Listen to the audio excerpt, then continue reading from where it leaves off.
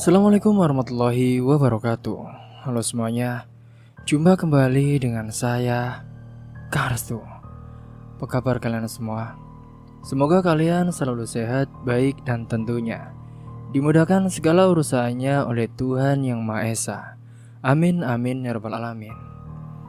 Oke, seperti biasa kali ini saya akan menceritakan sebuah kisah horor.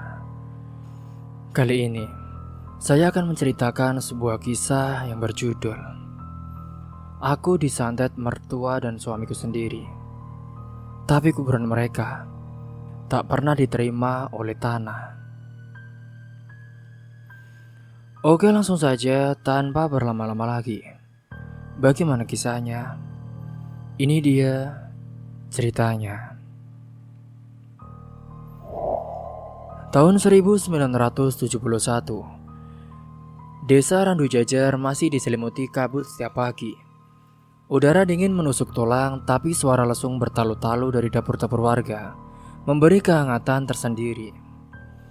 Di sudut kampung berdiri sebuah rumah papan sederhana, berdinding anyaman bambu beratap genteng tua yang sering bocor kalau terjadi hujan deras.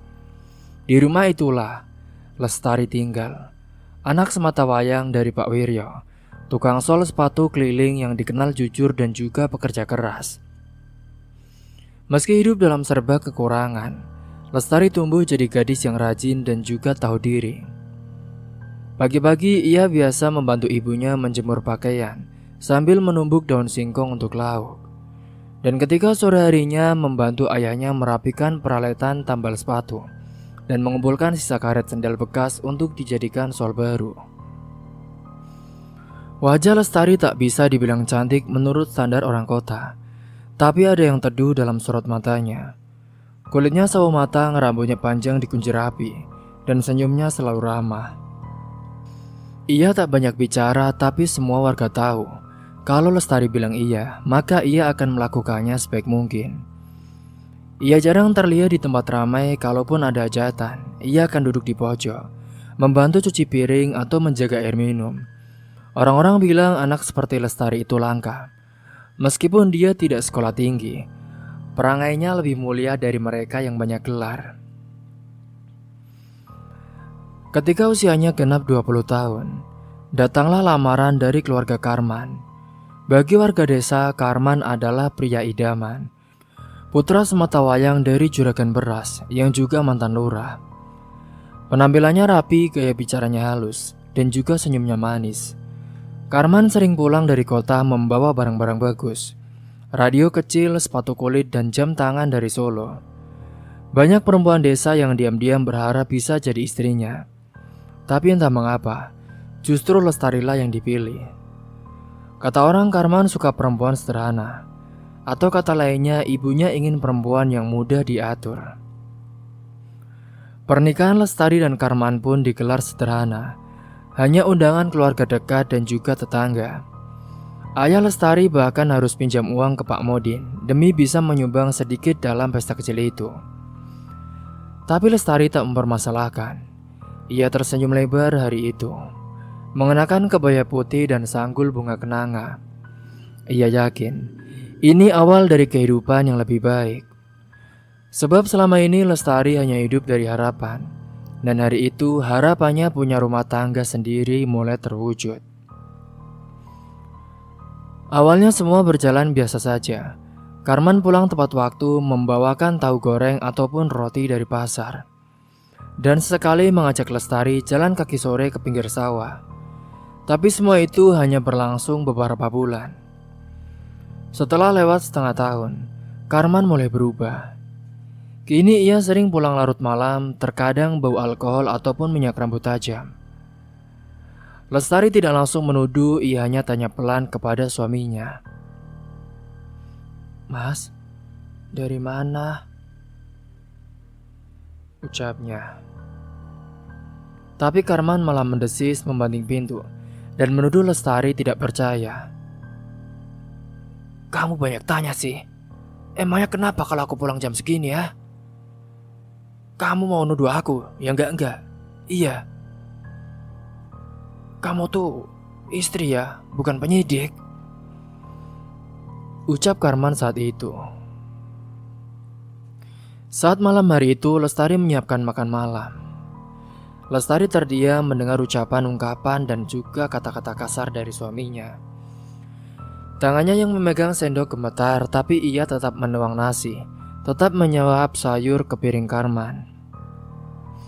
Ia mencoba sadar, mencoba ikhlas, dan juga karena baginya, rumah tangga itu bukan tempat untuk saling menang.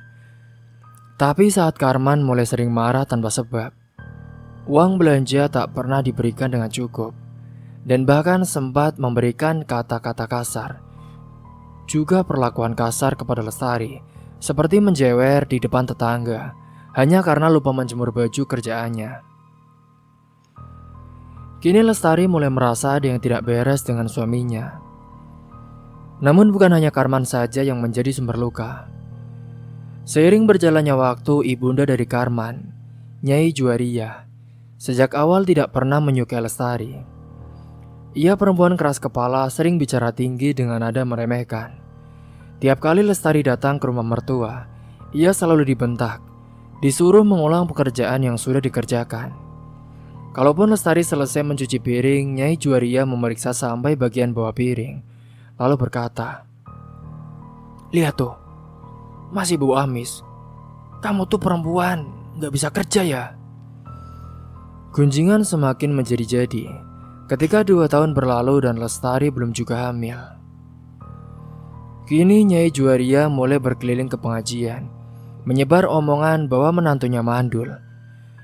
Ia juga bahkan menyuruh Karman untuk mencari istri kedua, katanya agar ia bisa cepat punya cucu. Karman pun sendiri mulai ikut-ikutan bicara kasar. Pernah satu malam saat Lestari baru pulang dari sawah, ia langsung disambut kalimat menyakitkan. "Kamu tuh kerja terus dari pagi sampai sore, tapi anak saja gak bisa kamu berikan. Raimu nganggur," ucapnya dengan kasar. Lestari hanya diam, sakit hati itu hanya bisa ditelan. Ia tidak punya siapa-siapa lagi. Ayah dan ibunya meninggal beberapa tahun lalu karena demam berdarah dan juga kecelakaan motor. Sekarang tak ada tempat mengadu. Ia hanya punya dapur sempit dan kamar kecil tempat ia menangis malam-malam. Tetangga hanya melihat luarnya yang dilihat bahagia.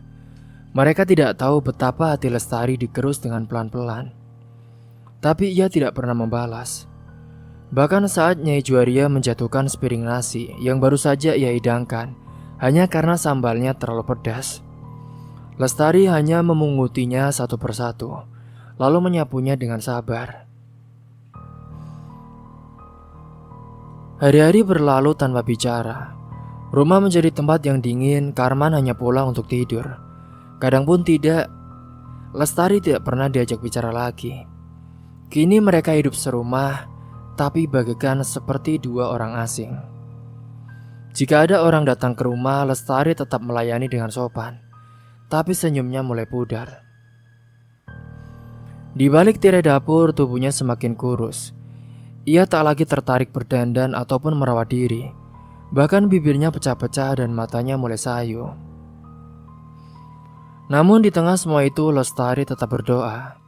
Setiap malam ia bangun saat orang lain tertidur. Ia bersujud di atas tikar lusuh. Ia tak meminta kekayaan, hanya minta agar hatinya itu dikuatkan. Dalam sunyi ia menangis, tapi tangisannya tak pernah keras, takut terdengar, takut diolok-olok oleh mertua dan juga suaminya. Ia belajar menjadi kuat dari penderitaan, bukan dari nasihat, bukan dari yang lain. Ia juga bertahan bukan karena bodoh, tapi karena belum tahu harus kemana. Singkatnya, suatu hari saat ia membersihkan halaman rumah mertuanya, ia mendengar Nyai Juwaria bicara dengan tetangga. Suaranya keras, tak peduli didengar. "Saya ya bu, punya menantu. Kerjanya tuh seperti itu saja. Dia tuh memang pembawa sial. Coba lihat saja, sejak nikah anakku jadi apes, duitnya jadi seret, tokonya sepi. Padahal sebelum nikah ya semuanya lancar. Udah gitu dia nggak bisa berikan aku keturunan lagi. Maksudnya Bu, keturunan? Bukan, cucu maksudku. Ya, kamu tahu sendirilah, dia sudah nikah berapa tahun sama Karman. Aku juga kan pengen punya cucu. Jadi kesel. Kalimat-kalimat itu tak sengaja didengar oleh Lestari. Kalimat itu menusuk telinganya lebih dari sabetan cambuk. Tapi ia hanya berdiri diam menggenggam sapu lidi erat-erat sambil menahan air mata yang hendak jatuh. Itulah awal luka yang makin dalam. Lestari belum menyerah, tapi hatinya pun mulai berubah. Dari gadis yang lembut, ia perlahan belajar memendam bara. Sebab dunia ini, orang baik sering dikira lemah, dan kesabaran sering dianggap ketololan. Namun waktu punya cara membuktikan siapa yang sebenarnya kuat dan siapa yang kelak harus membayar mahal atas semua yang pernah mereka tanam. Pada pagi itu, Lestari bangun dengan tubuh lemas dan kepala pusing. Ia merasa seperti baru saja dihantam batu besar semalaman. Badannya menggigil meskipun matahari sudah tinggi. Ketika menunduk hendak mencuci muka, ia melihat ada bercak darah kering di bawah bantal. Tapi bukan darah menstruasi. Warnanya aneh, agak kehitaman dan baunya sangat menyengat. Lestari mencoba mengabaikan, ia pikir mungkin itu mimisan. Tapi sepanjang hari, tubuhnya semakin lemas. Jangankan untuk menyapu halaman, berdiri pun seperti mau roboh. Perutnya mual tapi tak bisa muntah. Kadang ia merasa panas seperti dibakar dari dalam, lalu duduk menggigil seperti ditaruh di tengah hutan.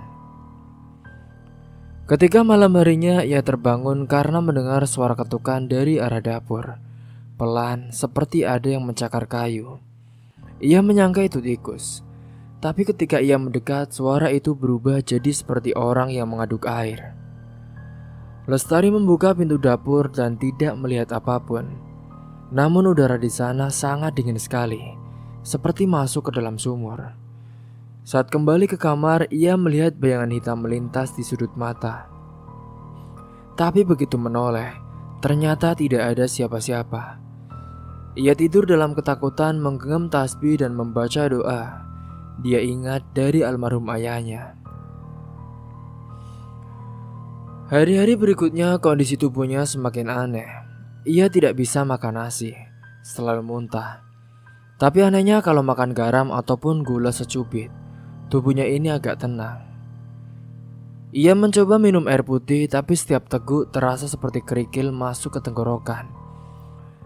Kadang di malam hari ia juga mendengar suara orang menangis di bawah tempat tidur. Ia pun beranikan diri melihat ke bawah, tapi ternyata kosong. Hingga tepat suatu malam, ia bahkan merasa ranjangnya bergoyang pelan-pelan, seperti ada yang menarik-narik dari bawah. Karman sama sekali tidak peduli. Bahkan saat Lestari bilang kalau tubuhnya sering dingin mendadak, Karman cuma menatap sebentar lalu berkata, itu sih paling cuma kurang tidur. Udah deh, kamu jangan cari perhatian lagi. Sudah, istirahat aja. Malam itu Karman tidak tidur di rumah. Lestari tahu Karman sering menginap di rumah perempuan lain. Warga juga mulai bisik-bisik katanya Karman sering terlihat naik motor bersama seorang pegawai koperasi bernama Ratna. Tapi Lestari hanya diam saja.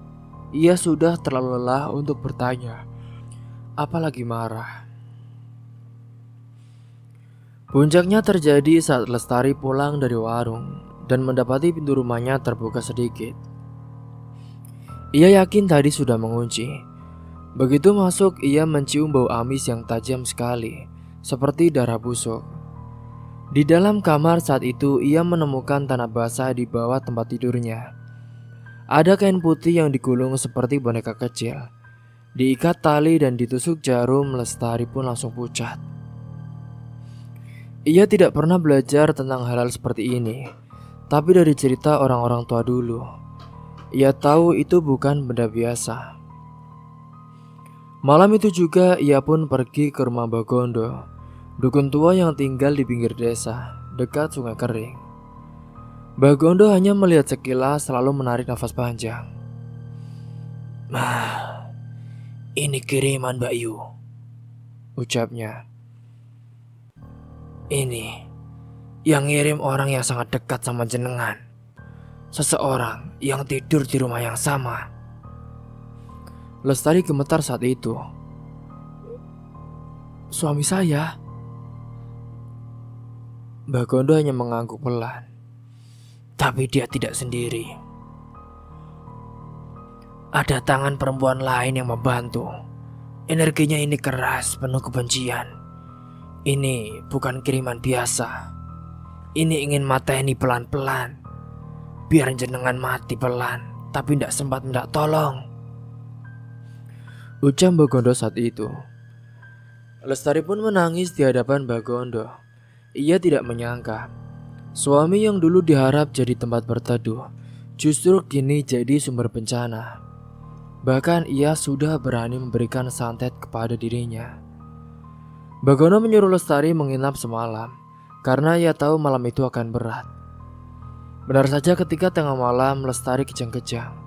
Dari mulutnya keluar busa. Tubuhnya kaku seperti batu, tapi Bagondo tetap membacakan doa, menaburkan bunga 7 rupa dan membakar dupa sambil menggenggam rambut Lestari yang telah diberi minyak zaitun dari Mekah. Pagi harinya tubuh Lestari pun masih lemah, tapi ia sudah bisa membuka mata. Setelah kejadian itu, Lestari tidak kembali ke rumah. Ia hanya mengambil beberapa baju dan juga dokumen penting, lalu tinggal di rumah tua milik almarhum simbahnya. Rumah itu kosong, dindingnya sudah banyak rayap, dan jendela-jendela kayunya berderi tiap malam. Tapi di sanalah Lestari merasa lebih aman. Ia tidak ingin bertemu Karman, tidak ingin melihat wajah dari mertuanya. Ia tahu mereka yang menginginkan kematiannya, dan saat mereka sadar Lestari tidak mati, maka mereka tidak akan berhenti. Kabar soal Lestari yang pindah menyebar cepat di desa. Banyak tetangga bertanya-tanya, tapi tak berani mencampuri. Sebab orang-orang tahu keluarga Karman punya banyak pengaruh. Namun diam-diam beberapa ibu-ibu mendatangi Lestari. Mereka memberi makan, obat tradisional, bahkan membantu membersihkan rumah tua itu. Ada simpati dalam diam karena meskipun tak terang-terangan, mereka tahu siapa yang salah. Di rumah itu Lestari mulai menyusun hidupnya dari awal.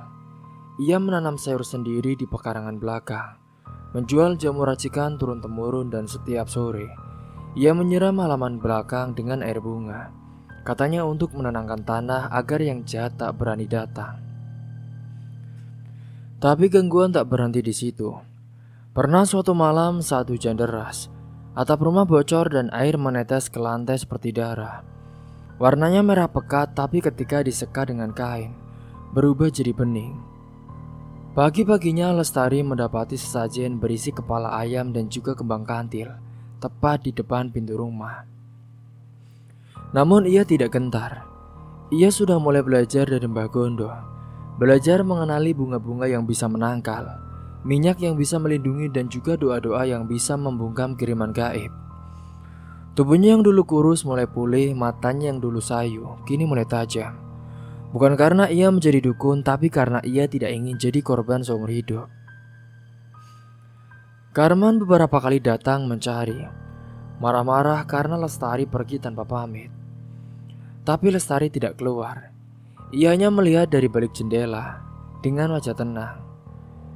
Sekali waktu mertuanya Ibu Juwaria, ia juga datang, membawa 2 lelaki berbadan besar, katanya untuk menjemput Lestari pulang. Tapi belum sempat masuk, salah satu lelaki itu mendadak muntah darah dan kabur tanpa alasan. Sejak hari itu pun tak ada lagi yang berani menyentuh pagar rumah tua itu.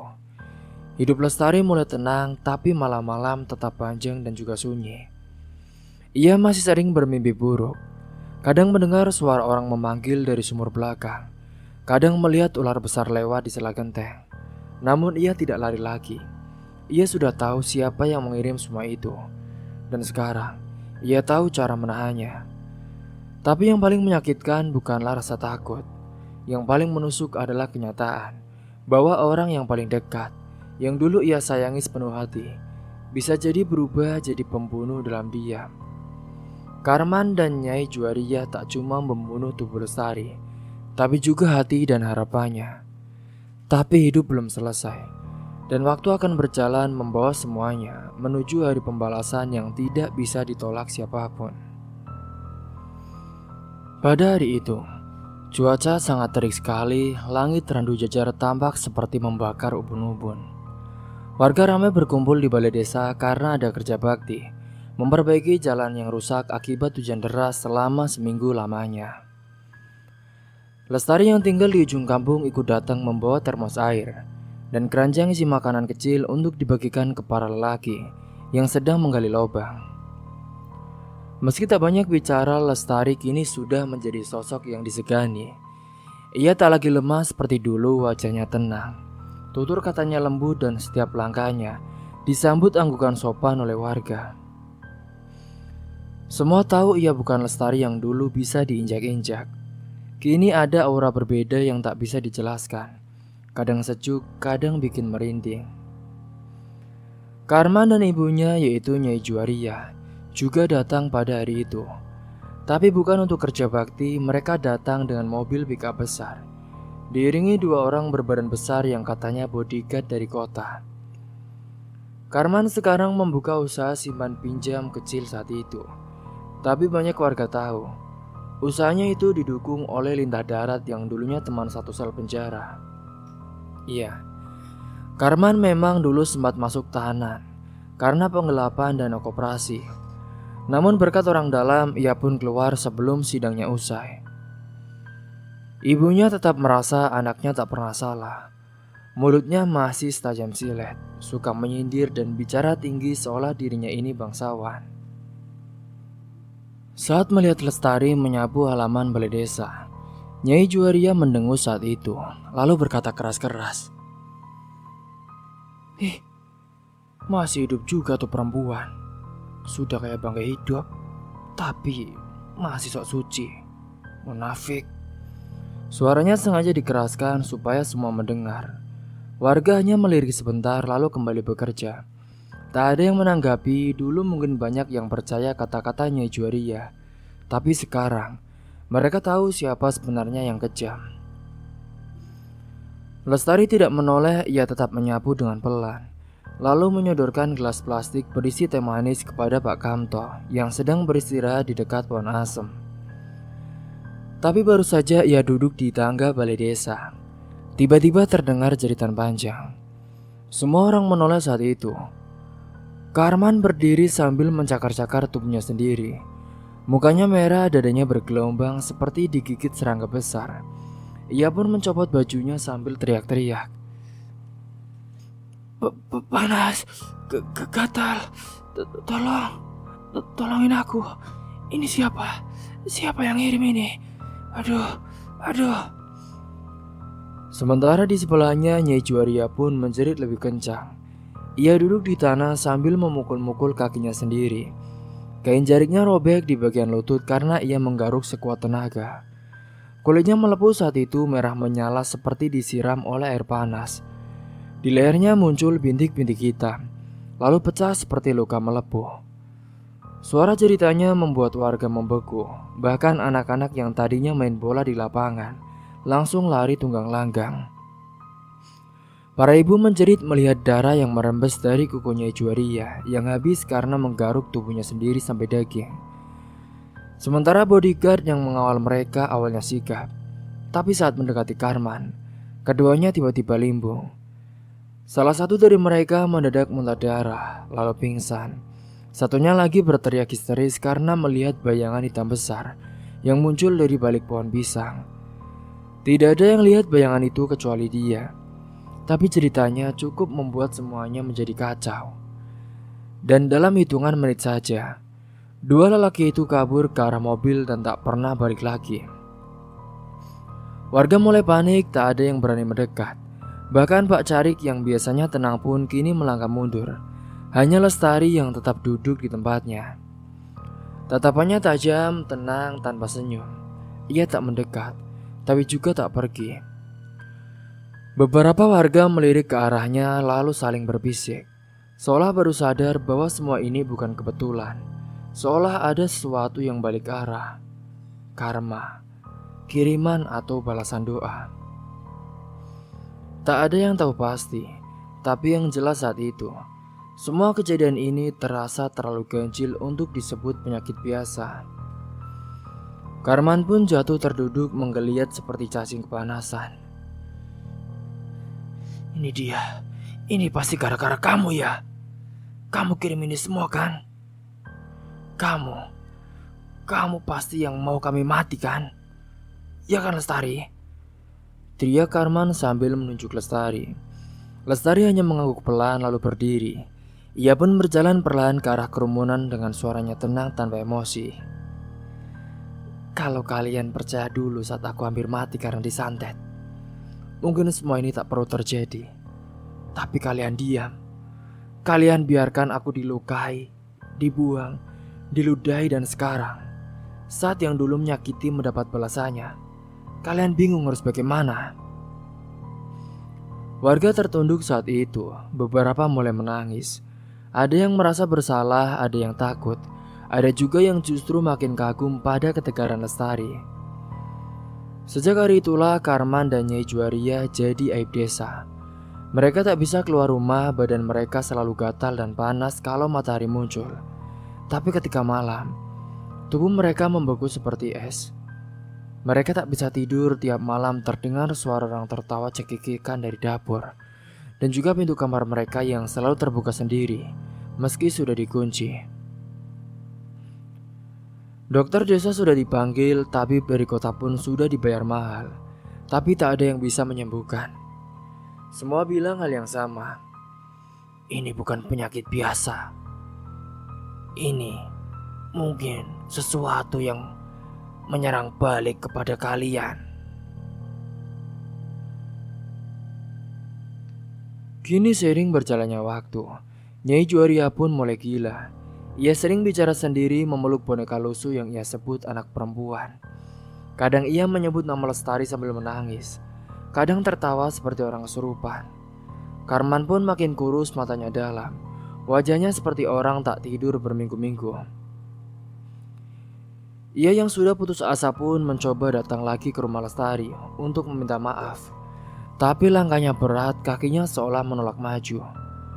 Bahkan tanah depan rumah Lestari tiba-tiba bergelombang, seperti nafas makhluk besar yang tak kasat mata. Warga kini menghindari mereka. Tak ada yang mau bertamu, toko beras mereka pun sepi. Tukang sayur pun enggan berhenti. Anak-anak takut main di depan rumah mereka. Bahkan anjing dan juga kucing pun tak mau lewat. Rumah Karman dan Nyai Juwaria berubah menjadi rumah mati. Tapi mereka belum mati. Mereka dibiarkan hidup. Dibiarkan merasa semua rasa sakit yang dulu pernah mereka ciptakan. Dan dibalik semua itu, Lestari hanya menjalani hidupnya seperti biasa. Ia tetap menyiram bunga di halaman, tetap merebus jamu tiap pagi, tetap membantu warga yang sakit dan tak mampu. Tapi tak ada lagi yang berani mencemooh, apalagi menyentuhnya. Sebab semua tahu Lestari bukan cuma perempuan biasa. Ia adalah luka yang bangkit, doa yang berubah jadi pagar gaib, dan hati yang sudah tak bisa dilukai lagi. Hari terus berjalan, tapi setiap Jumat Kliwon selalu ada suara gonggongan anjing panjang dari rumah Karman. Kadang warga mengaku melihat bayangan perempuan berbaju putih berdiri di depan jendela rumah itu. Rambutnya panjang, tapi matanya bukan mata manusia biasa. Tak ada yang berani memastikan siapa sosok itu. Tapi semua tahu, setiap perbuatan ada balasannya. Dan bumi pun tahu siapa yang pantas diterima, siapa yang harus ditolak. Bahkan sebelum tubuh mereka benar-benar terkubur. Kini pada siang itu cuaca yang mendung. Angin bertiup pelan namun membawa hawa ganjil yang membuat bulu kuduk warga Randu Jajar berdiri. Rumah Karman yang kini benar-benar jadi tempat yang dihindari. Atapnya sebagian sudah roboh. Kaca jendelanya berdebu dan juga retak. Dan bau tak sedap menyelimuti pekarangan. Tak ada suara dari dalam kecuali jeritan sekali dari Nyai Juwaria yang kini benar-benar kehilangan akal sehat. Perempuan tua itu hanya memakai dasar lusuh. Rambutnya kusut dan mulutnya terus komat-kamit menyebut nama Lestari, sambil memeluk boneka yang dibungkus kain kafan kecil. Karman yang tubuhnya tinggal kulit dan tulang, hanya duduk setiap hari di emperan rumah, menatap kosong ke arah jalan desa. Warga melewati rumah itu dengan langkah cepat dan kepala menunduk. Tak ada yang mau melihat itu, apalagi menyapa, bahkan suara ayam pun tak terdengar dari pekarangan itu. Memang kabar tentang kiriman santet yang berbalik arah menjadi buah bibir hingga ke desa sebelah. Semua tahu apa yang terjadi. Dulu mereka menyaksikan bagaimana Lestari dibentak, difitnah dan bahkan hampir mati karena ulah Karman dan juga ibunya. Dulu mereka diam, menutup telinga dan membiarkan semua itu terjadi. Karena Nyai Juwaria dan Karman memiliki kekuasaan dan power yang besar karena ia orang kaya. Tapi sekarang mereka hanya bisa menonton itu dari kejauhan, takut kalau balasannya juga datang ke mereka. Satu persatu tetangga yang dulu paling sering menjelek-jelekan Lestari kini mulai sakit aneh. Ada yang jatuh dari tangga, ada yang mimpi ular dan bangun dengan lidah membengkak. Semuanya mendatangi Lestari untuk minta maaf. Dan meski Lestari memaafkan, ia tak pernah mengizinkan siapapun untuk masuk ke rumahnya. Pada hari itu Karman akhirnya tak tahan lagi. Tubuhnya yang terus gatal tak karuan. Tiap malam ia mendengar suara lonceng dan suara wanita tertawa di telinganya. Ia tak bisa makan, tak bisa tidur. Hingga suatu malam dalam keadaan tubuhnya panas dingin, ia membasuh muka di bak air belakang rumah. Tapi yang keluar dari keran itu bukan air, melainkan darah encer yang mengalir deras. Ia menjerit dan lari ke depan rumah. Nyai Juwaria tertawa keras dari dalam kamar sambil menggigit rambutnya sendiri. Karman menggigil, ia yakin hanya satu orang yang bisa menghentikan semua ini, yaitu Lestari. Pada pagi-pagi benar, Karman pun memandikan ibunya dengan air seadanya. Ia balut tubuh ibunya dengan selimut kumal, lalu menggandengnya perlahan keluar rumah. Nyai Juwaria melamun, matanya kosong. Kadang tertawa sendiri sambil menyebut nama anaknya yang sudah mati, padahal itu dia sendiri. Warga yang melihat pun mereka di jalan segera menghindar. Tak ada yang mau mendekat, bahkan suara lonceng dari musola pun. Dan saat mereka sampai di pertigaan jalan menuju rumah Lestari, Karman mulai menggeliat. Gatal di sekujur tubuhnya semakin parah. Ia menggaruk tubuhnya sampai berdarah. Saat itu nafasnya yang tersenggal, wajahnya seperti orang terbakar dari dalam. Namun ia terus melangkah. Dan dari arah berlawanan sebuah mobil ambulans melaju kencang. Sopirnya panik karena membawa pasien yang kritis dari desa tetangga menuju puskesmas. Ketika melihat dua orang berdiri di tengah jalan dengan kondisi seperti mayat hidup, sopir itu sudah membunyikan klakson panjang-panjang. Tapi Karman justru berhenti di tengah jalan. Tangannya gemetar dan tubuhnya terhuyung.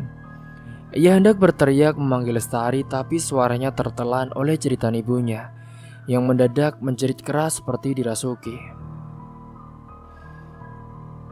Hingga saat itu, ambulans pun tak sempat mengerem. Mereka tertabrak, tubuh Karman terpental ke kiri, menghentam batu keras di besar pinggir jalan. Kepala bagian belakangnya pecah, darah muncrat sampai mengenai batang pohon di tepi jalan. Ibunya pun terlempar ke kanan, terbanting ke pembatas jalan dan tak bergerak. Dari kepala keduanya keluar darah tebal berwarna hitam pekat, mengalir perlahan hingga membuat tanah tempat mereka jatuh menjadi lengket dan juga bau amis menyengat. Warga yang mendengar benturan itu pun berdatangan, tapi tak satu pun dari mereka yang berani mendekat. Bahkan petugas ambulan hanya menatap ngeri dari dalam mobil. Mbak Kiai datang tak lama kemudian saat itu. Wajahnya tegas tapi matanya merah menahan emosi. Ia tahu kisah kelam keluarga itu. Ia juga tahu apa yang sebenarnya terjadi. Tapi sebagai pemuka desa, ia tak ingin membiarkan arwah mereka gentayangan. Ia pun angkat tangan dan berkata dengan lantang, Ibu-ibu, bapak-bapak, mereka sudah menerima balasannya. Sekarang, ayo, biarlah kita urus dengan cara manusia agar desa ini kembali bersih.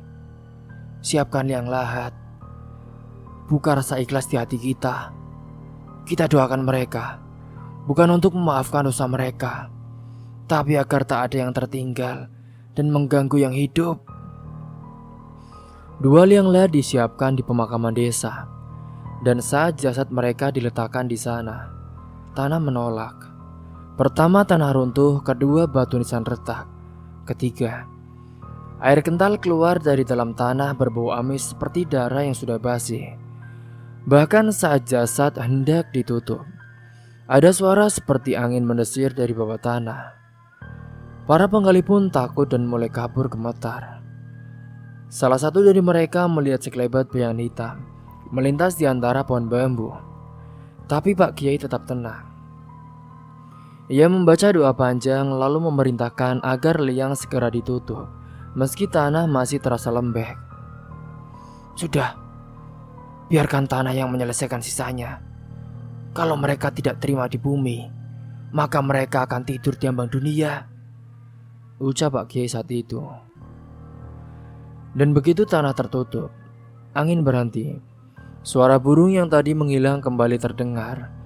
Awan pun bergeser, matahari muncul. Tapi tempat pemakaman itu tetap lembab, seolah menyimpan sesuatu yang belum selesai.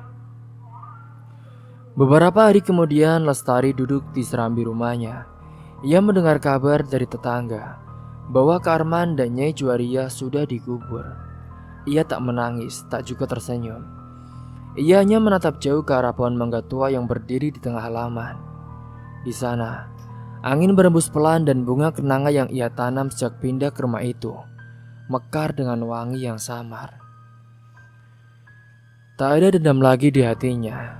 Ia tahu, semua yang ia alami bukan sekedar kutukan atau kiriman, tapi pelajaran bahwa kesabaran memang menyakitkan, tapi akan selalu membungkam kejahatan dengan cara yang tidak disangka. Malamnya ia berdiri di bawah rembulan. Matanya menatap langit, ia pun berbisik pelan. Aku tidak membalas kalian, tapi kalian hanya merasakan apa yang kalian tanam. Dan di desa Randu Jajar saat itu,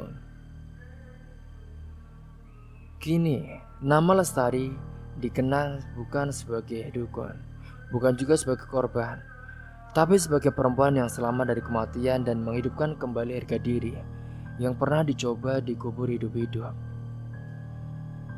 Kini,